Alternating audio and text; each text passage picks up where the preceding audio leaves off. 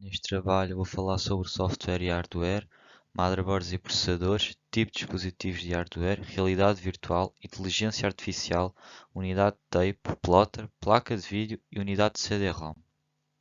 Os temas a abordar sobre o hardware e software são o que é um software e o que é um hardware e alguns exemplos de hardware e alguns tipos de software. O que é um software? Os softwares representam todas as instruções que o computador recebe pelo utilizador para que uma determinada tarefa seja executada. Para isso, ele utiliza códigos e linguagem de programação. Alguns tipos de software são, por exemplo, o software de aplicativo, software de programação e o software de sistema. O que é o hardware? Os hardwares são as peças físicas que compõem o computador, como por exemplo o monitor, o teclado, a motherboard ou um disco rígido. Alguns exemplos de hardware é, por exemplo, uma fonte de energia, um processador, motherboard, uma memória, um disco rígido, um monitor, rato, teclado, drive e muitos outros. Passando para as motherboards e para os processadores, os temas a abordar vão ser o que é e para que serve uma motherboard e um processador, a evolução de tais e os componentes de ambos. A motherboard é a parte do computador responsável por conectar e interligar todos os componentes, ou seja, processador com a memória RAM, disco rígido, placa gráfica, entre outros. Além de permitir o tráfego de informação, a placa também alimenta alguns periféricos com a energia elétrica que recebe da fonte de alimentação. As motherboards evoluíram ao longo do tempo e até aos dias de hoje, 5 tipos diferentes se destacaram: a AT, ATX, BTX, LPX e a ITX. Hoje em dia, as motherboards mais comuns são a ATX, Micro ATX e a Mini ATX. Os componentes de uma motherboard são o processador, memória RAM, BIOS, bateria, chipset, conectores, slots de expansão, conectores IDE, conectores SATA, conector rato, conector teclado, conector impressora e um conector USB. O que é e para que serve um processador? A unidade central de processamento, ou CPU, também conhecida como processador, é a parte de um sistema computacional que realiza as instruções de um programa de computador para executar a aritmética básica, lógica e a entrada e saída de dados. O papel da CPU pode ser comparado ao papel de um cérebro no funcionamento de um computador, isto é, realiza operações lógicas, cálculos e processamento de dados. A evolução dos processadores.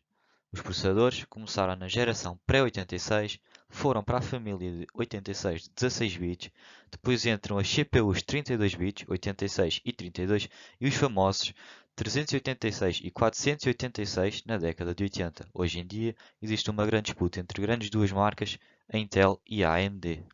Os componentes de um processador baseiam-se na unidade de busca de instruções, registradores, unidade de controle, unidade de codificação de instrução, a unidade lógica de aritmética, cache e a interface de barramento.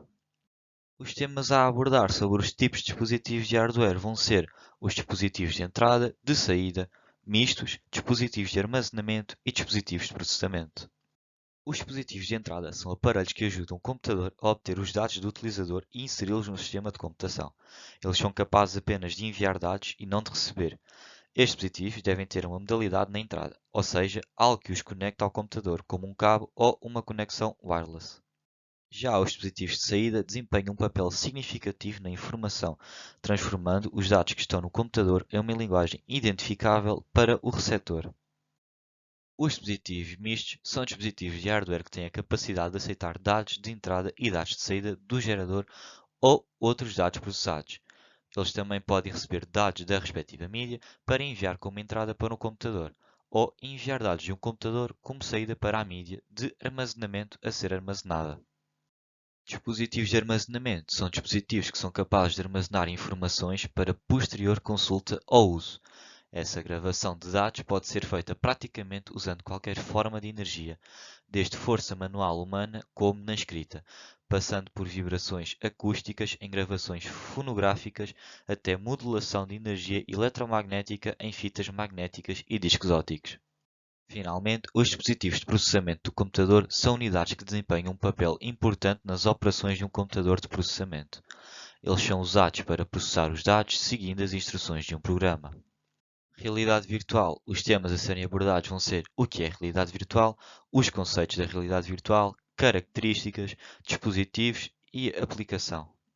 A realidade virtual é uma tecnologia de interface entre um utilizador e um sistema operacional, através de recursos gráficos, 3D ou imagens 360 graus, cujo objetivo é criar a sensação de presença em um ambiente virtual diferente do real.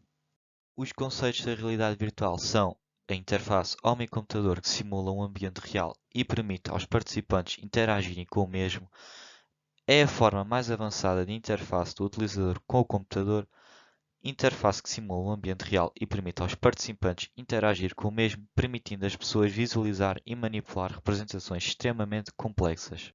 É o uso de computadores e interfaces com o utilizador para criar o efeito de mundos tridimensionais que incluem objetos interativos com uma forte sensação de presença tridimensional.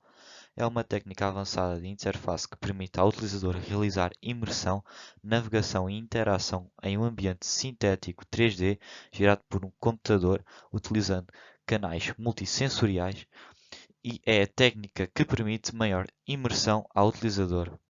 Algumas das características da realidade virtual é a imersão, em que o utilizador tem a sensação real de estar dentro de um mundo virtual e que é capaz de manipular os objetos ali presentes como se eles fossem reais, visto que com o desenvolvimento tecnológico estes objetos passaram a responder às interações realizadas pelo utilizador. Interação. Uma das características de interação com a realidade virtual são por meio de quatro sentidos sensoriais, como a visão, utilizando-se de telas contidas em óculos VR, capacetes e a Cave, uma sala com 6 telas que reproduz uma verdadeira interação com o meio da realidade virtual. E o envolvimento, que se baseia na exploração de um ambiente virtual. Passando para as características da realidade virtual, alguns dispositivos a serem estudados por desenvolvedores de sistemas em VR é a percepção sensorial, que estuda os 5 sentidos do corpo humano, que também devem estar presentes no mundo virtual. Hardware, equipamentos não muito convencionais como luvas, capacetes e supermáquinas para processamento adequado das aplicações. O software, sistemas paralelos distribuídos e detecção de colisão, e interface com o utilizador, simulações em tempo real. As características da realidade virtual aplicação são jogos e entretenimento, comunicação à distância com aplicações para a educação, simulação e treino de pilotos de avião, videoconferências e engenharias. Inteligência artificial. Os temas a ser abordados são conceitos, objetivos e como funciona a inteligência artificial, vantagens e desvantagens e aplicações práticas e técnicas da inteligência artificial. Podemos dizer que o conceito de inteligência artificial está relacionado à capacidade de soluções tecnológicas realizarem atividades de um modo considerado inteligente. Inteligências artificiais também podem aprender por si mesmas, graças a sistemas de aprendizado que analisam grandes volumes de dados, possibilitando a elas ampliarem seus conhecimentos.